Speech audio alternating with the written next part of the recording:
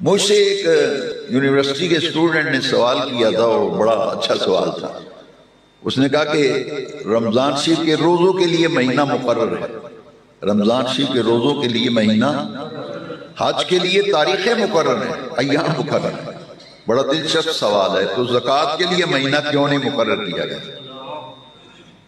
زکوٰۃ کے لیے کوئی مہینہ، یہ رجب میں لوگ نکالتے ہیں، قدیمی زمانے سے آباء و اجداد سے کسی کے باپ نے رجب میں زکوٰۃ نکالی، اس کی اولاد نے شروع کر دی، پھر اس کی اولاد نے، اسی طرح رمضان شریف۔ سوال یہ تھا کہ رمضان شریف کے روزوں کے لیے مہینہ مقرر ہے، حج کے لیے ایام مقرر ہے، زکوٰۃ کا مہینہ کوئی نہیں مقرر، اس لیے کہ اگر ایک مہینہ مقرر کر دیا جاتا، مثلا یہ رجب شریف ہے کہ رجب شریف میں زکوٰۃ دو، تو وہ تو زکوٰۃ اپنی سارے لوگ دے چکے ہوں گے، تو اگلے مہینے، اس سے اگلے مہینے، پورے سال کے دوران کسی کو ضرورت پڑے گی، وہ کیا کرے گا؟ تو وہ کیا کرے گا؟